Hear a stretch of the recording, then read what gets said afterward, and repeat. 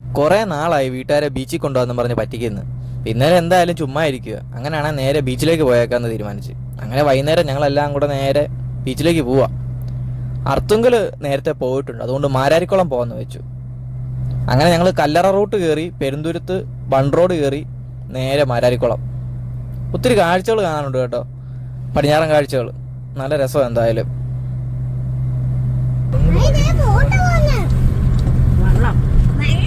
അങ്ങനെ bun road കയറി. വഴിയൊക്കെ ഇപ്പോഴും അങ്ങനെയൊക്കെ തന്നെ, മൊത്തം മോശമായിട്ട് കിടക്കുക. പാച്ച് വർക്ക് ചെയ്തല്ലോ മൊത്തം കേട്ട. അവിടെയൊക്കെ ഒന്ന് ലെവൽ ചെയ്ത് പോവായിരുന്ന വൃത്തിയായനെ. നടുവിൻ്റെ ഊപ്പാട് തീരും. ബൺ റോഡിൻ്റെ ഗ്യാപ്പിൽ ഇപ്പം ഇഷ്ടംപോലെ കച്ചവടങ്ങൾ കൂടിക്കൂടി വരുന്നുണ്ട്. രാത്രി ആയി കഴിഞ്ഞാൽ ഈ തട്ടുകട സെറ്റപ്പ്, ചായ കുടി, അങ്ങനത്തെ പരിപാടികളൊക്കെ ഉണ്ട് കുറേ. അങ്ങനെ ഞങ്ങൾ മാരാരിക്കുളം ബീച്ചിലെത്തി. ഞങ്ങൾ ചെയ്യുന്ന സമയത്ത് നല്ല വെയിലുണ്ടായിരുന്നു. വണ്ടികളൊക്കെ വന്നു തുടങ്ങുന്നുള്ളൂ, തിരക്കാകുന്നുള്ളൂ. ശിവാനി അതുവഴി കിടന്ന് ഓട്ടോ കിടന്നു.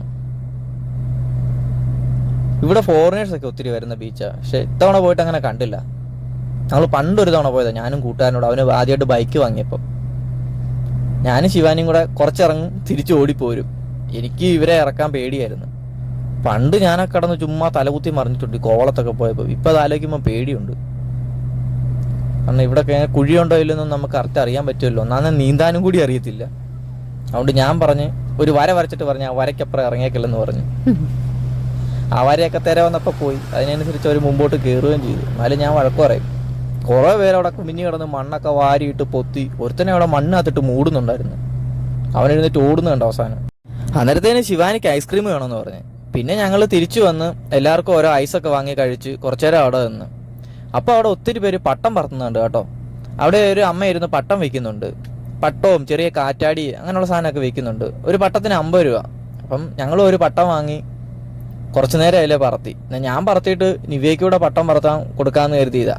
അന്നേരത്തേക്ക് പട്ടം അതിൻ്റെ വഴിക്ക് പോയി. നൂല് എൻ്റെ നിന്ന് പൊട്ടിപ്പോയി. എങ്ങനെയോ എൻ്റെ കൈ മുറിയേണ്ടതായിരുന്നു. അത് പൊട്ടിപ്പോയിട്ട് അതിൻ്റെ നൂല് ആ തെങ്ങയിൽ എവിടെയോ ഉടക്കി. എന്നിട്ട് അതിങ്ങനെ പറന്ന് നിൽക്കുമായിരുന്നു. കണ്ട ആ നിൽക്കുന്ന എൻ്റെ പട്ടം.